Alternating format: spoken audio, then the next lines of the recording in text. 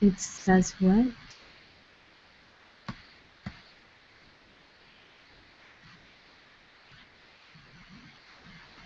Oh, that's a dock. That's a dock. That's not what we need. Let's try this. Try that one.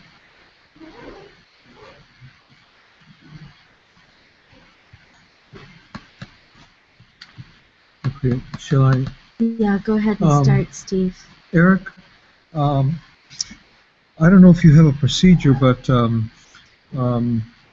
with new members, I have a new member, and so I sent a recommendation and her statement and her form.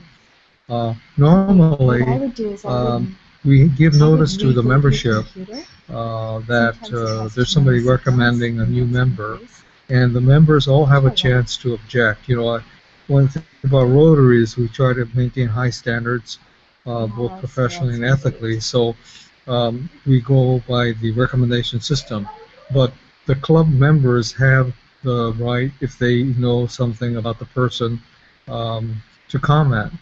Have you worked out, or do you have any ideas how we can do that? You know, with a regular club, they just announce it at their regular meeting, and they'll vote, or they'll ask if anyone has any objections. But with us, there's so few members that attend our live meeting that I thought we might do it a different way. Do you have any ideas? You know, I recall, thank you, Steve, for reminding me that Kat had mentioned something about that process last week. The ideas that immediately come to me now is, given that we are an e-club and we are virtual in our meetings, we clearly are going to have to rely more upon email communications. Right. And I also want to be always mindful of privacy and respect, you know, for people. So I think perhaps there must be a formalized process where a particular email with a particular subject line might go out to formalize what you're suggesting. I know in our formation stages we've been kind of grabbing members so we can find them and bring them aboard, and we've not ever really even instituted that sort of a protocol. So has the board kind of written up like a policy, practice, procedure kind of a thing, where like this is what we'll do, or is that even necessary, or do you just want me to craft a standard email with whatever that in the body of the email would be the information so people could reply to the email if they chose that? And then, of course, education. How do we educate our membership as to what the protocol is for them to follow? Those are the thoughts that come to mind immediately. Yeah, well, like everything in Rotary, it's well documented. But for e-clubs, I'm not sure, but I would suspect that there's a manual, there's a membership manual out there, and Rotary has a suggested procedure. So well, let me see. I guess I should. Yeah, because I have a lot of stuff I've not had a chance to look at that I did download.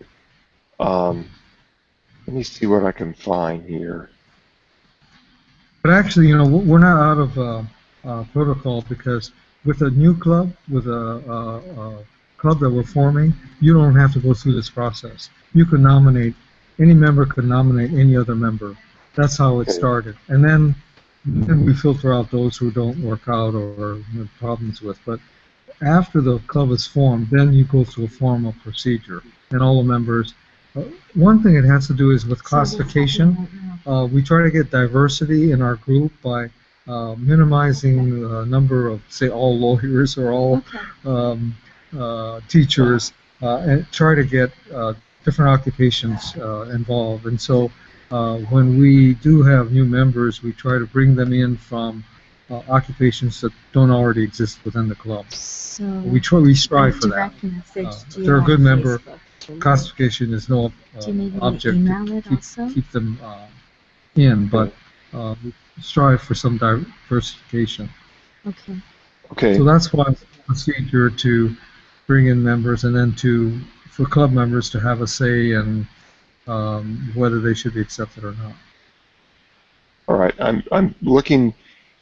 You mentioned that there would be something clearly documented about that protocol or process. Would I find it on the Rotary International website, and should I do a search for it? I don't have anything already in my folder relative to that. And I'm looking around for it now. Would you recommend that I do a search on the website? Yeah, that's what I would do. I'm sure there's something the procedure. I've seen pamphlets that describe exactly the procedure for partner clubs, but since e-clubs are new, there must be a pamphlet for e-clubs that describe that process too. I just haven't picked it up. David Thorson's, is yours like... Okay, let's see, Rotary.org. I'll just start with Rotary.org. So I'll do that. I'll look and see what they find, put something together, present it to you and Kat and the board to approve, and then we can institute that. Great. So that when a member has a new member to recommend, then they'll gather, well, they should actually, on our website, it says, get a hold of Eric. So I guess you're supposed to contact the member who's interested, get them to fill out the form, and then circulate that form to our members to decide on accepting that new member. And since we don't have really a formal vote, it'd be cumbersome. I would think we just circulate it and have a certain deadline for objections. Hearing none, they're accepted. Okay. Yeah, I totally with you on that one. Silence means it's approval. Otherwise, you'll be forever trying to make it happen. Then the other step is, if there is an objection, we need to have a mechanism. How do we review the objection and decide one way or the other? So I think that would fall to the board of directors to have to make a decision. It's not an automatic veto. Some people may have bad reasons, that it's a personal thing, or, of course, they can't discriminate on any of the traditional things. So if they have a bad reason, then the board can overturn that. But generally, we need to review any objections that members have. I'm going to make some notes here while I'm thinking about this, so I can capture this and get it into the folder. So. And in the past, the objections used to come in the form of, well, I thought I was the only lawyer, because sometimes clubs, classifications or occupations, they're jealous of the position they hold because it's a great networking and it could be the source of business. So somebody might say, well, he's my competitor and I don't want him in the club because I'm using this as a source of for me. That's becoming less and less a good reason for keeping anyone out. And especially in our club, we want people who do things. And you have no other windows open. Classification system shouldn't work for us as it might for a big club, that has some importance. But that's the additional source of objections. Try on Google. Can you search on Google? Okay. Open up on Google Chrome. Okay, everybody, we're still working on getting David on. So we've kind of done our portion about the business first. It usually comes last. But we haven't actually introduced each of ourselves, who we are, where we're calling in from. And since we have an accidental adventurer, hopefully will be our speaker today. If we can't see him, at least I'll put him up to the speaker and he can give his talk. So the thing to check in is who you are, where you're calling in from, and what is your most outstanding adventure that's happened since the last meeting. Okay? So let's go ahead and start with Jeffrey. Let's start with you today. Let's see, are we? Yep, well, there we go. Okay. I think it. Thank you very much. And actually, I'm Jeff Howard. I'm calling from Denver, Colorado, or Jeffrey Howard is fine, from Denver. And this is my first meeting, so I'm very excited about this. I was introduced to Steve with Grant Wilkins, who is with Denver Rotary Club 31, which I had been a member of. But this is wonderful, and I'm so happy to be a part. And the most exciting thing that's happened, I guess, just recently, today. In fact, I sat in a meeting, and at the University of Denver, we're putting together an event that we'll have in January that focuses on global trafficking of people. And so this was the first meeting that we've had, and our students are due back pretty soon. So I was pretty excited to see something like that taking place on our campus. Jeffrey, did you say global trafficking of people? Yes. So it's focused on. We have an alum. His name is Richard Lapchick, who does a lot of focus on really sport diversity and the issues around sport. But his daughter is very much involved in trafficking, and so we're trying to put together a discussion over a couple days about that, both sex trafficking as well as just human trafficking for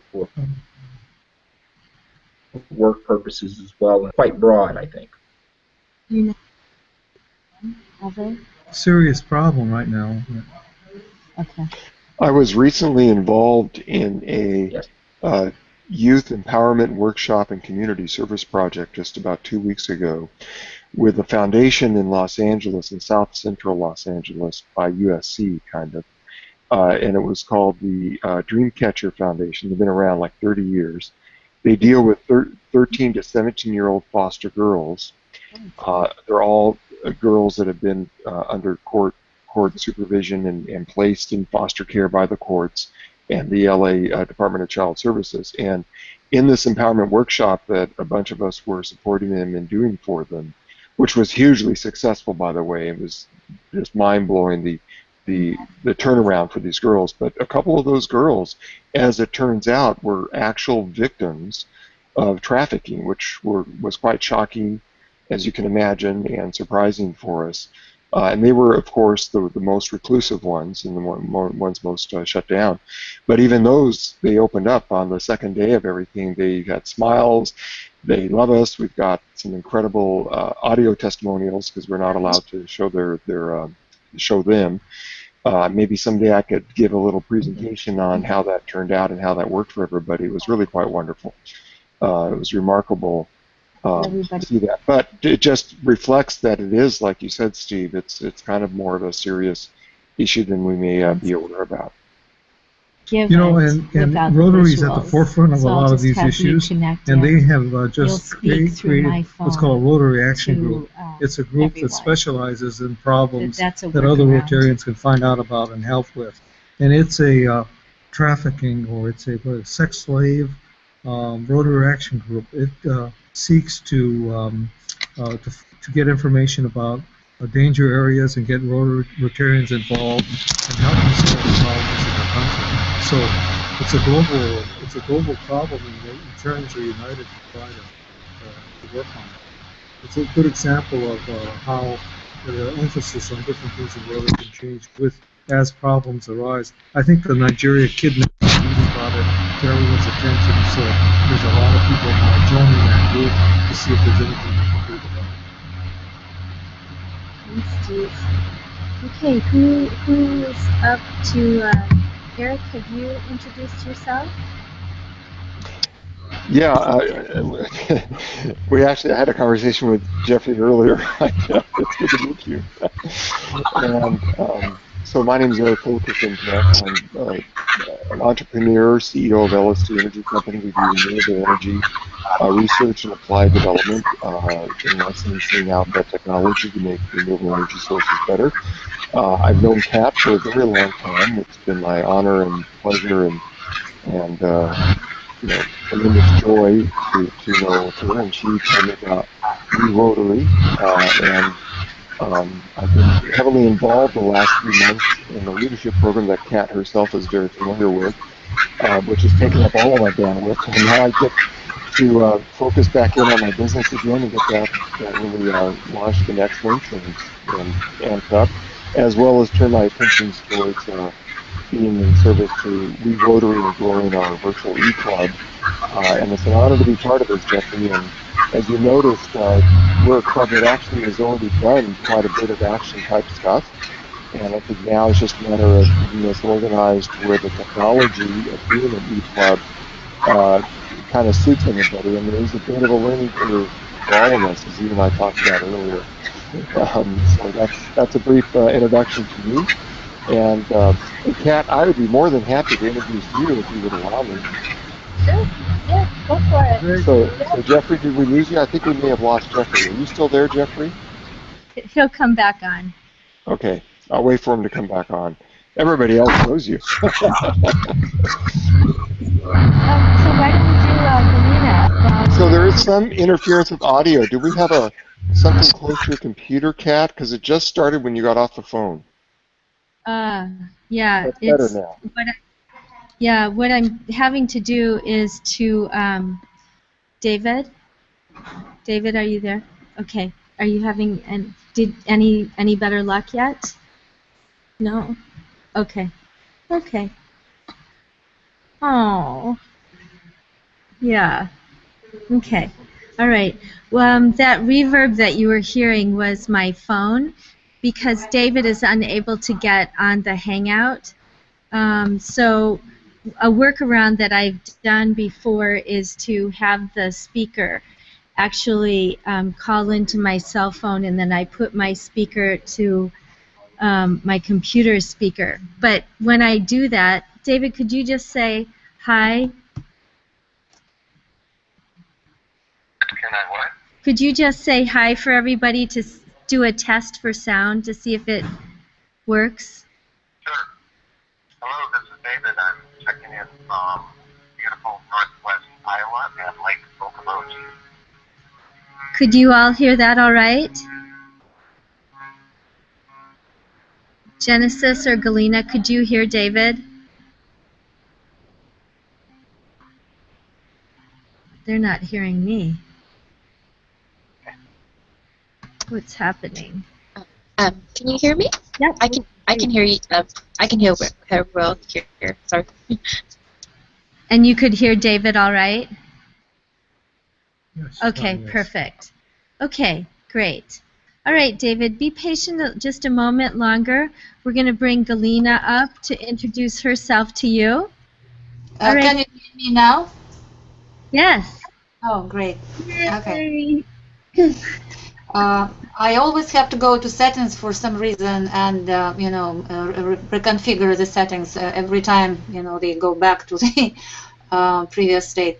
So my name is Galina Aaron, and I'm calling from Houston, Texas. I used to be a Rotarian in Russia for a few years, and then relocated to the States, and now I'm a member of this Rotary e-club.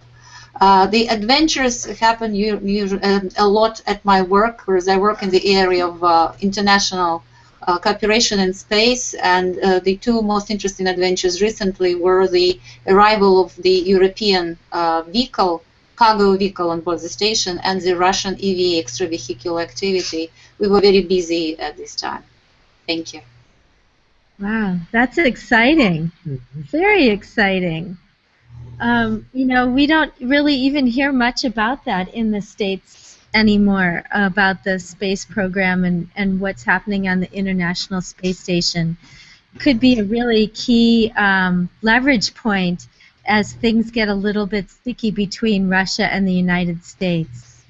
Yes, that's right. But actually, there is a special channel, NASA channel on television that you can always, I think 24 hours a day. And also, if you go to NASA website, they have plenty of information about the day-to-day operations of the ISS, International Space Station. And Russian and American specialists are communicating on a daily basis, because without that, the station just, would not be supported and maintained. So this communication is very important.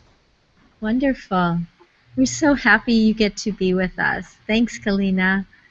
And Genesis is our Sergeant at Arms. She's the one who's been setting up these hangouts. So, Genesis?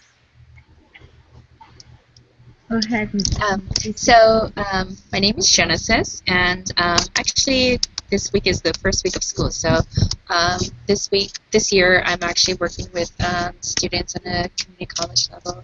I work with students with disabilities, kind of helping them to do the all transition phases, which is high school to college and college into the workforce. So I'm calling from Honolulu, Hawaii, and I'm gonna see. I don't know if you can see out the window or not, but it's pretty sunny today. It's actually really hot today, but that's the weather on our end. Yeah, so I'm also very excited to be a part of this group. I really appreciate the online platform. It's very accessible for myself if I can get online, and wherever I am throughout my schedule. Thank you. Fantastic, Genesis. All right. Jeff hasn't come back on, so I'll just, Eric, if you will reserve your wonderful introduction for another moment when people don't yet know me here. Right now, everybody does know me, so I'll just check in real quick. I'm here with my esteemed mentor, Steve Yoshida, who's showing me the ropes for We Rotary, and this week he's had a chance to visit with Genesis in Honolulu, so I can't wait to hear about that. And the weather today here in Homer is kind of gray and cloudy, but it is clearing up. And my biggest adventure in the last 2 weeks has been probably doing some really beautiful yoga that is reconnecting the connective tissue in my body as I get ready to go back on the Great March for Climate Action in Chicago tomorrow. So, and have you checked in already? No. Okay, go ahead. I'm Steve Yoshida, and I'm splitting my time between Hawaii and Alaska. So I'm happy to be here in Alaska now, but just yesterday I was in Hawaii, where I've retired. I spent most of my life here in Homer, Alaska, practicing law, and I love to fish. Now I'm retired in Hilo, Hawaii, and I'm lucky enough to be able to spend summers here in Alaska and the rest of the time in Hawaii. My passion is with Rotary, and the most exciting thing is being on a red-eye special between Honolulu and Anchorage. And we're only 5 hours apart. So with the modern age, Alaska, Hawaii, and any other parts of the world is very short. And with the internet, it's instantaneous. So I'm happy to be part of today's meeting. Looking forward to our speaking today. Fantastic.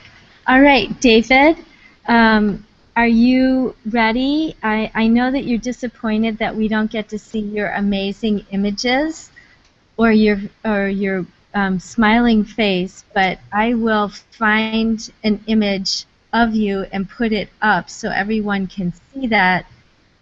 So, what David and I met in LA during training for the Great March for Climate Action, and he walked the first part of the march with us until he had to return home.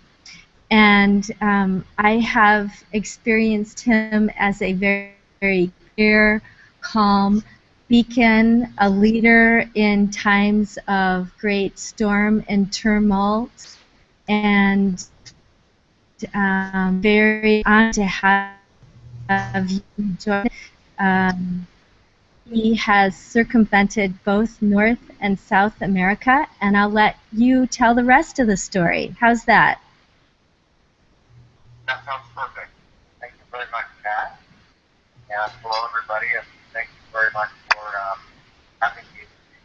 I'm very sorry that we're having technical difficulties because more than anything else, I'm a photographer, but I'm also a sailor, and I'll tell you that story a little bit, even though I'm from Iowa.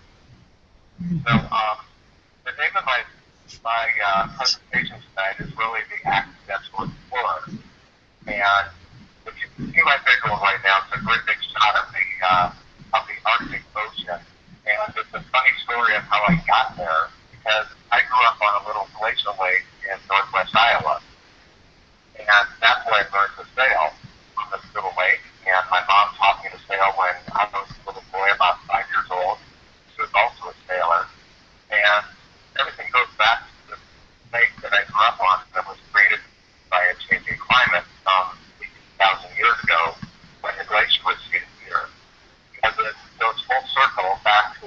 ended up in my career studying climate change as an explorer sailing to the North and South Pole.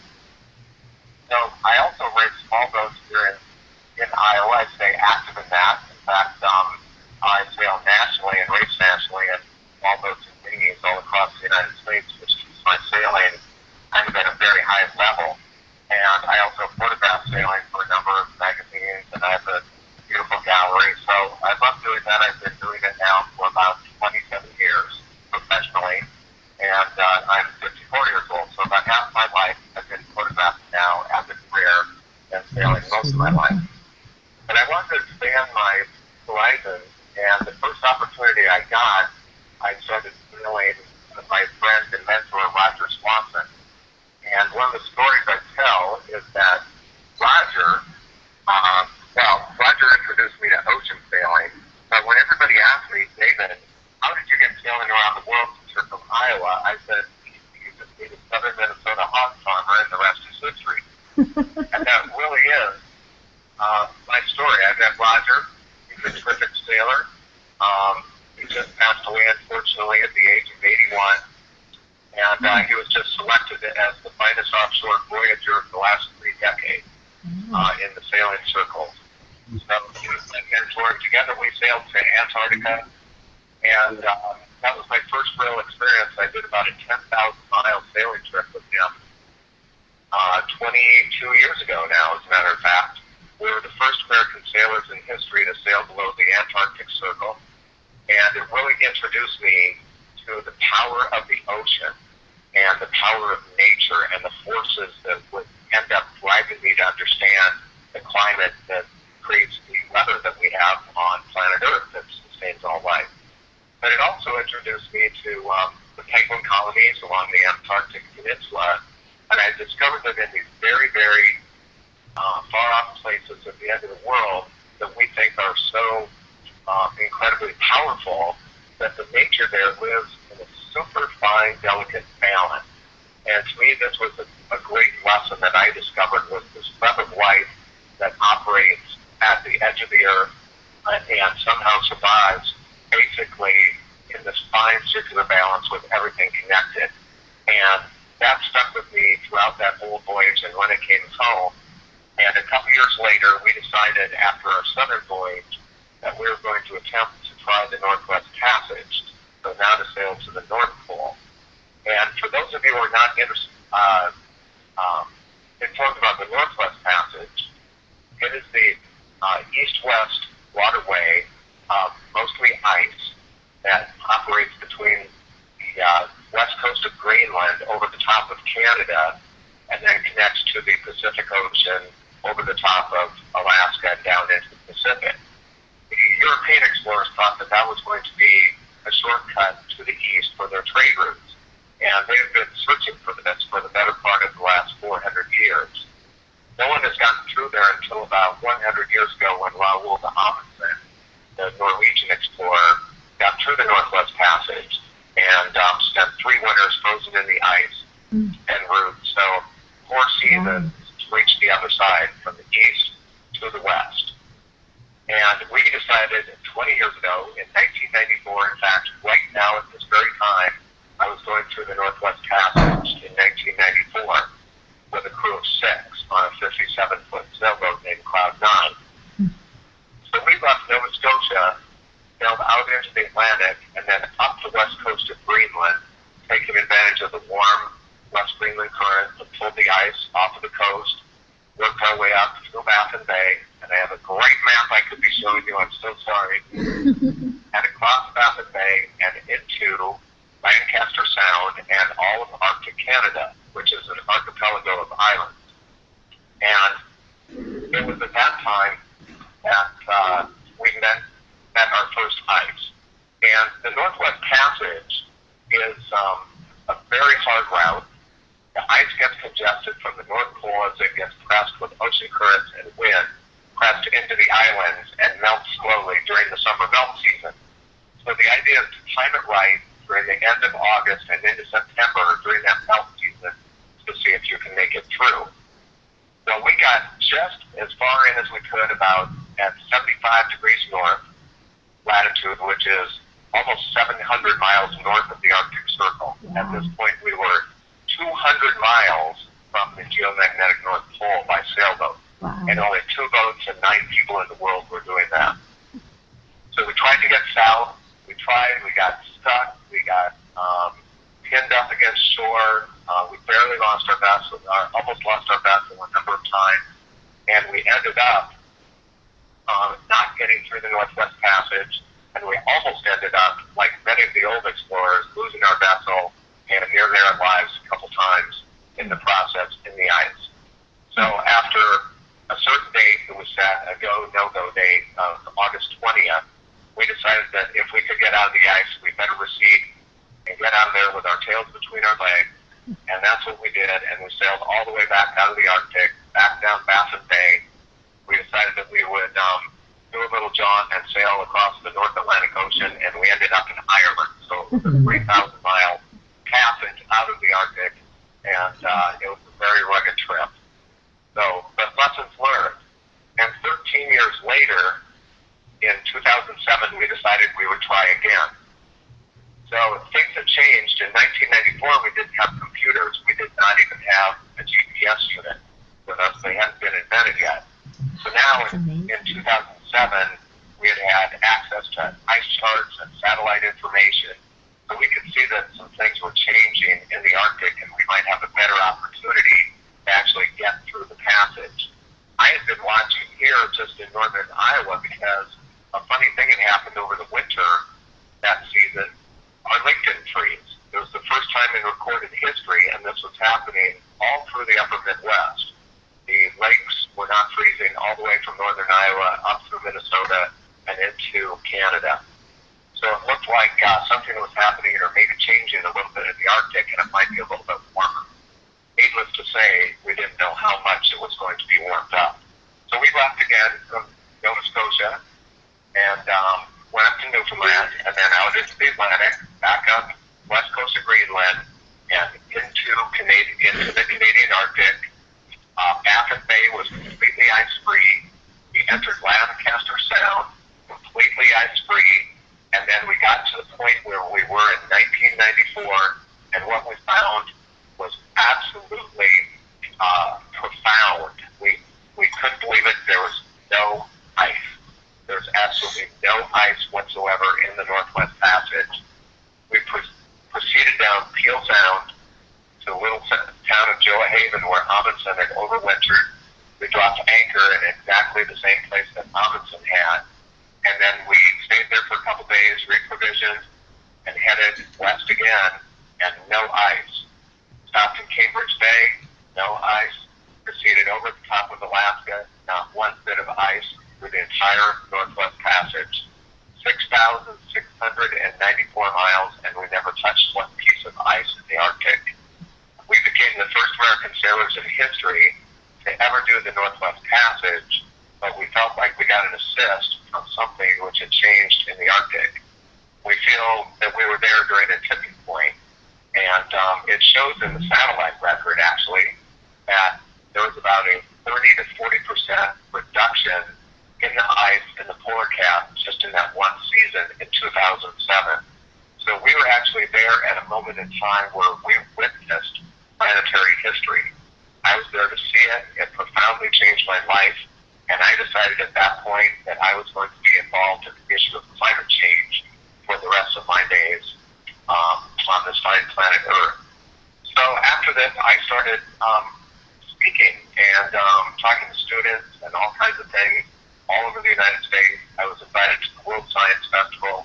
I spoke with Richard Leakey on light topics like extinction of life on the planet and what climate change was going to be doing and the carrying capacity of the population of the planet, which he feels is about 2 billion people. And I'm speaking to a lot of kids. I'm involved in the humanities program here in Iowa, and I'm a speaker for the National Endowment for Humanities, where I speak a lot about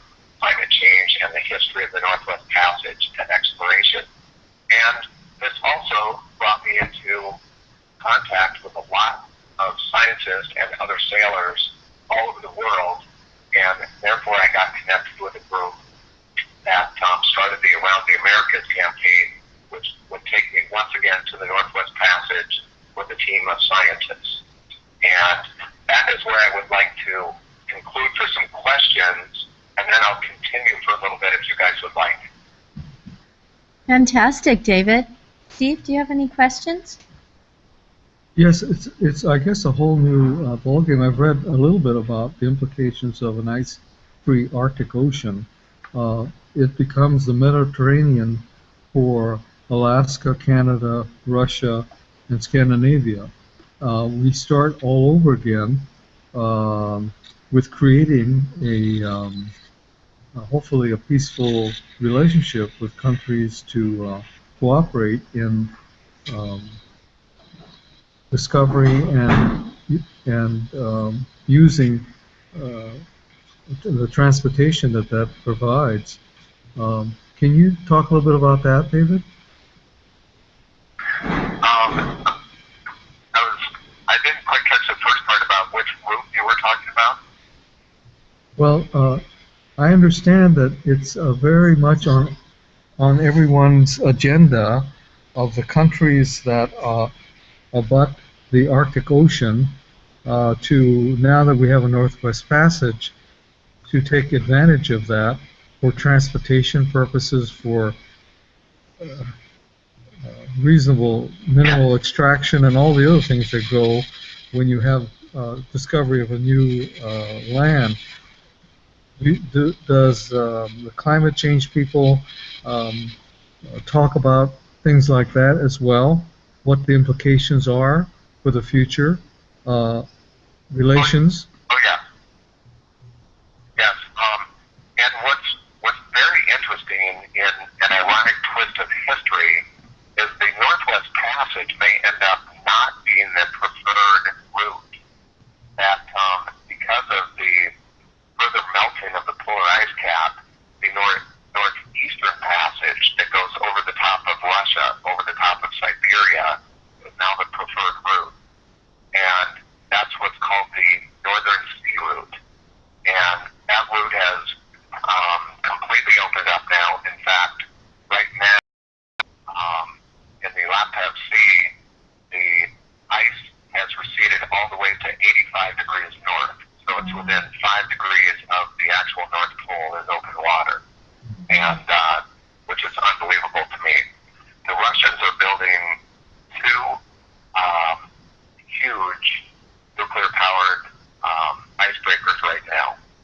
Brand new, they're twin nuclear-powered reactor icebreakers, the biggest icebreakers ever built in history, and they're going to be working the north, working the river, miles to the rivers, and getting resources out of there, and then escorting ships and energy resources to ports and recipients around the world. So the Norwegians, the Swedes, Finns are all very active in developing icebreakers and ice-reinforced vessels now for trade in the north. And one of the things that is quite upsetting to me is that while we are still having this debate about whether climate change really exists, other countries now are completely taking advantage of this void, filling the void, and without our participation in the Arctic treaties right now, we're an unwilling signatory to the treaties. Other countries are just going forward with energy extraction and trade in the Arctic now without our input. And so I find this very disturbing, and the fact that we don't really have any good working icebreakers at all, and we don't have any Arctic base whatsoever. The nearest Coast Guard, U.S. Coast Guard base for us is in Kodiak, Alaska, which is not even in the Arctic. Right. So it's very, to me, it's a very scary time for the United States that we're really falling behind, and I'm afraid that some bad things are going to be developing in the Arctic without our input. So I'm very concerned about this issue. How about you, Galina? Questions for David?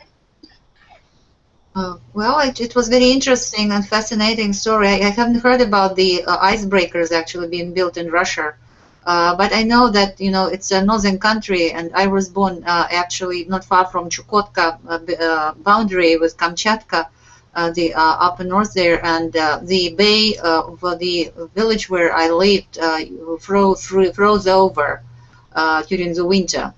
And so actually, I don't know how it is right now, so that will be very interesting to find out. But probably it doesn't freeze anymore with the situation that's happening with the ice cap and glaciers and everything. But it was very interesting information. Thank you. Steve acknowledges that no, it does not freeze anymore. To you, Galina. Yeah, yeah. So there is no doubt that the climate is changing. I don't know how people, just do not want to face the reality in some places. It's been my experience. Go ahead, David. I was just thinking, that was kind of breaking up a little bit on my end. Could you Sure. just give me a short synopsis and I'll try to respond? Sure. There's an area of Russia that Galina used to know as a girl that would freeze and no longer does. And that was confirmed by Steve, who had visited that area. So her conclusion is that she's quite surprised that people are not willing to acknowledge that climate change is happening. But you and I know that that happens, right? Yes, we do, and I think that's actually what I consider part of my position now with people, to tell my story to as many people as I can, because lots of folks get bad information, and purposefully bad information in many cases, about the Arctic region and what's going on up there, because it's so easy to manipulate the data. And so eyewitness accounts are very important to what's happening there. The Siberian lake region is, I think about 30% of the lakes have been lost now in Siberia because of the permafrost melting. So lakes are actually completely disappearing. There's also recently been the first ever recorded methane leaks from the bottom of the ocean to the surface. So the water is not absorbing the methane anymore. It's actually reaching the surface. So there's now methane leaks reaching the surface in the Arctic too, along the Russian coast. Mm. Mm.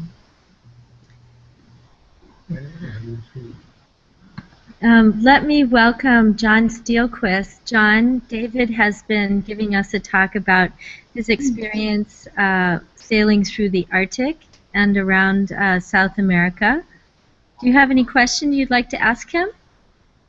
No, I found it fascinating. I didn't realize it was that open these days. All right. How about you, Jeff? Now that you're back, any question for David?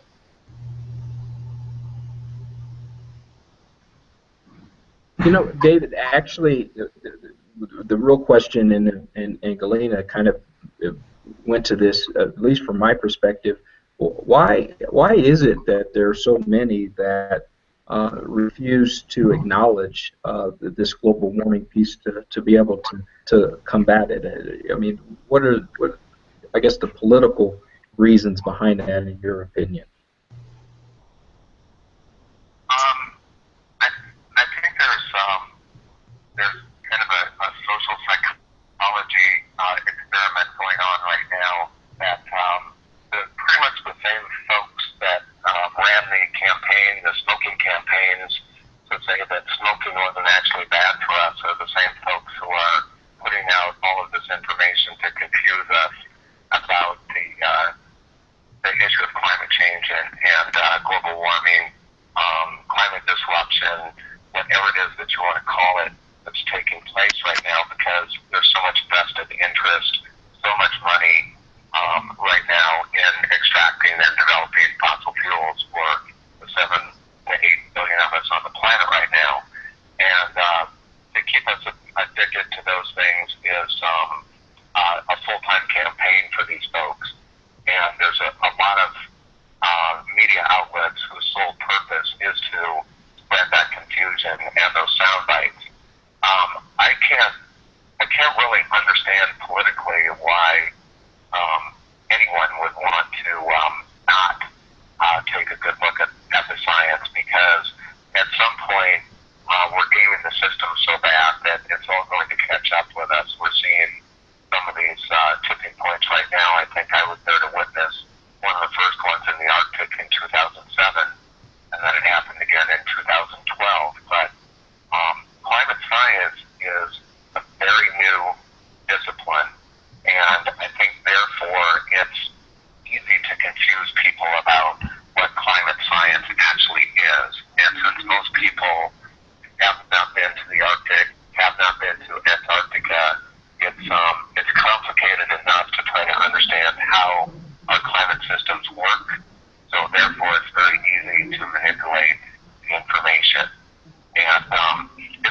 really about holding on to old ideas versus developing new ideas, which lead to a whole new economy and new jobs. And to me, this is the nut of the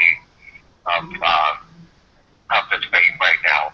It's whether we want to shift gears to a new, cleaner, greener, renewable economy that's going to create new, high-paying jobs for our younger generations coming up, an exciting new time on planet Earth, or whether we want to continue with the old regime of burning up every single bit of oil, coal, fossil fuels, natural gas, everything that we have on planet Earth, and just leaving a mess behind for the generations of the future to clean up, if in fact there are any.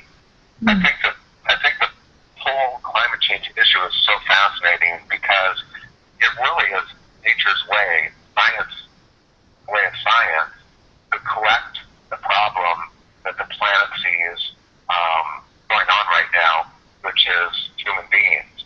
And if we don't find a way to take care of this ourselves and shift gears very quickly, I think that the science of this climate that gives us a sustainable way of living on this planet is going to change irrevocably. Probably will cause many, many problems within the next 100 years for human beings. Well, on that positive note, David, thank you very much. Well, I'd like to thank you all very much too. And it can be a positive note. And when I do my talks and speak to kids, I give them a lot of reasons to hope because they are the future, and it's going to be up to us to set the table so that they can have a positive future, and that's what I hope to do with the rest of my days. And hopefully, at another point, I can maybe show you some really beautiful images of the Arctic and some of the places that I've seen to go along with my talk. So thank you all very much.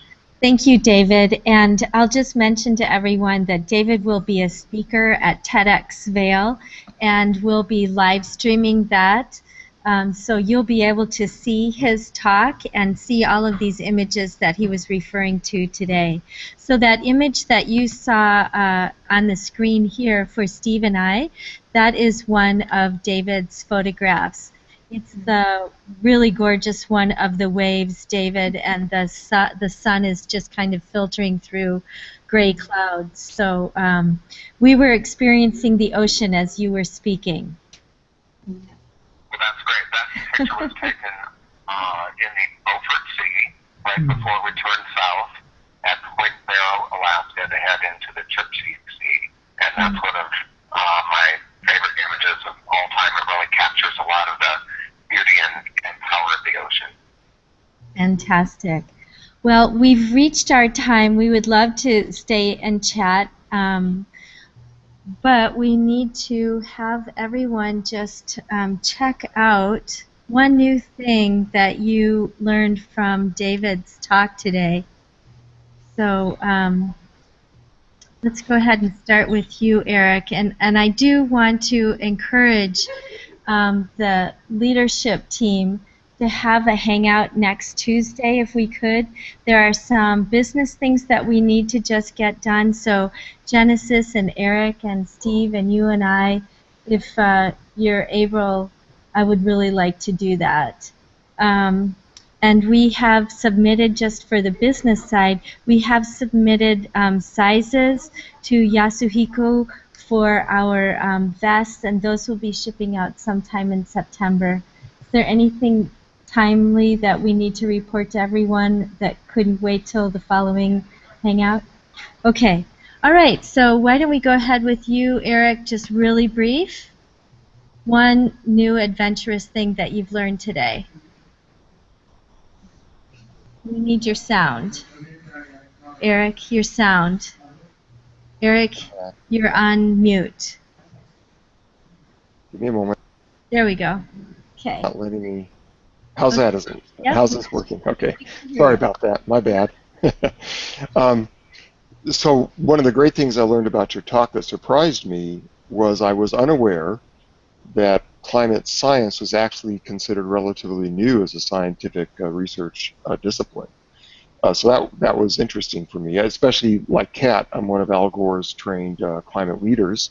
I have been since January of 2007, and I just kind of felt the climate science had been around like a lot of our sciences today for quite a while, but I realized it probably has only within the last maybe 10 or 20 years has gotten to a place where it's reached certain sophistication, probably through the use of computer simulation models, those kinds of things.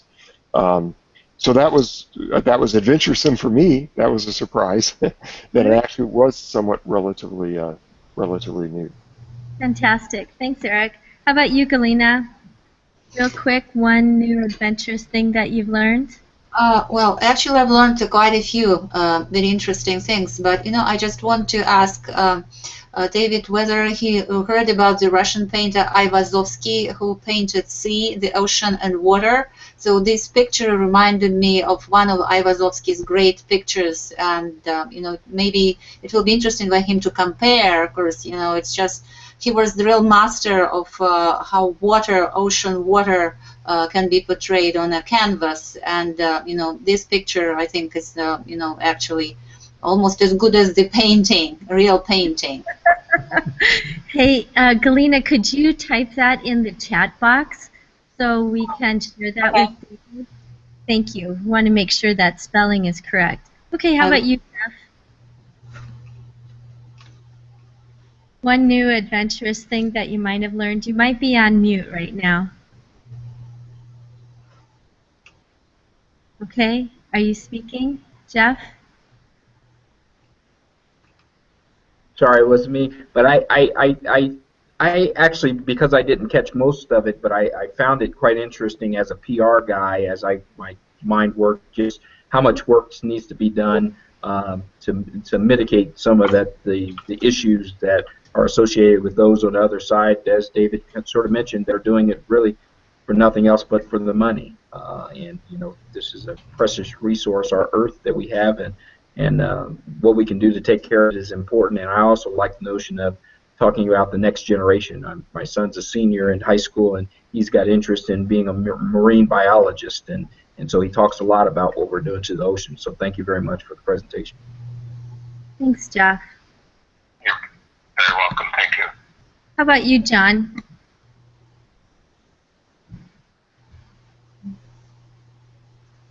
I think you're on mute, John. Maybe? Should be okay now. Uh-huh. I was most interested to notice that we're no longer talking about a scientific problem and worrying about what to do about it, but with the economics there, we're talking about an economic problem, which makes it much more complicated, because then you can use economics to overwhelm the scientists, so it's not a good scenario at all. Mm-hmm. Right. Thanks, John. Genesis?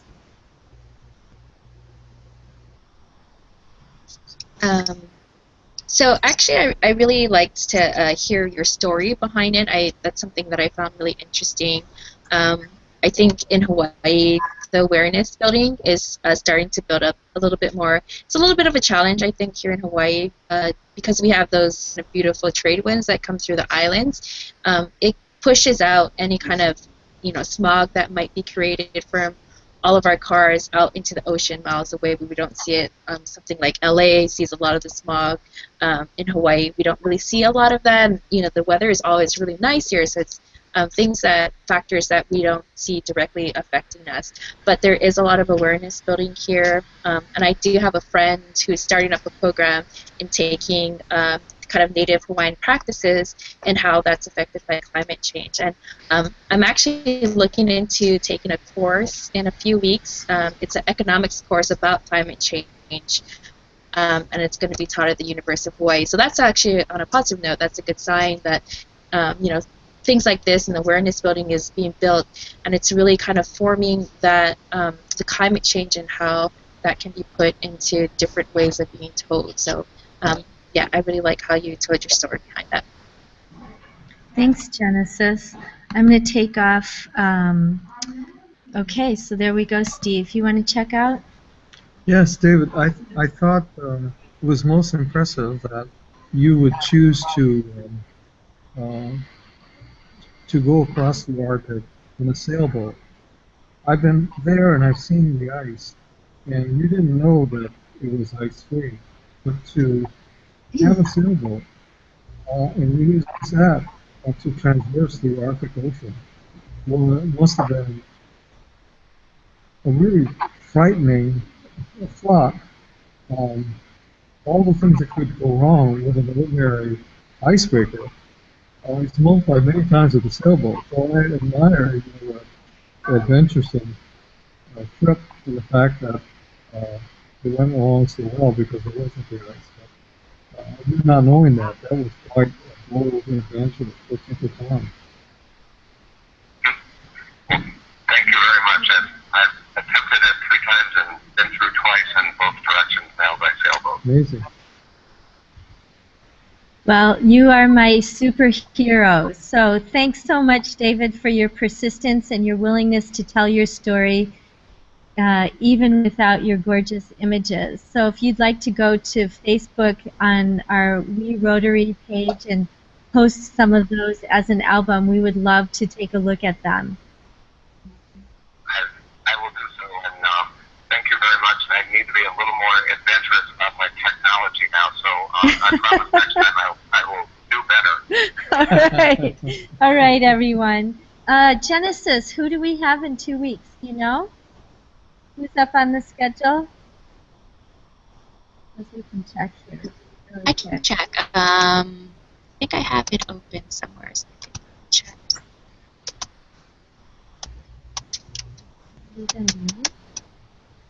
Yeah. Will he be able to do it? I'll have to try to get a hold of him. Okay. All right. Yes, it's Stephen Lau. He's a dentist from. Yeah, I've got it up here. Yeah. So September 9th is Dr. Stephen Lau from Taipei, Taiwan. Yeah. Yeah, I'll try to get a hold of him. Okay.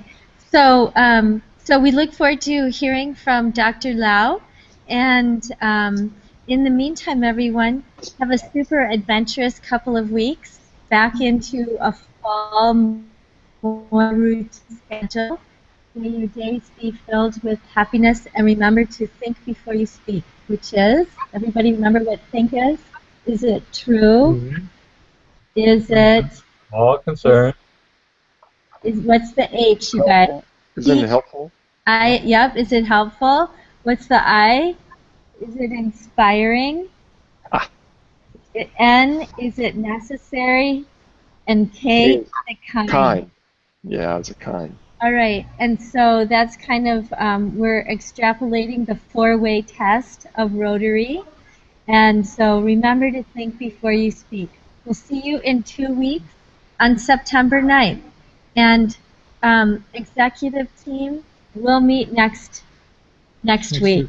Okay? Thanks, everybody. And good luck in Chicago. Bye. Bye. We're good? All right, thank you. I think she's specialist. This is not the Oh, we won't do this anymore. Okay. Yeah. Bye.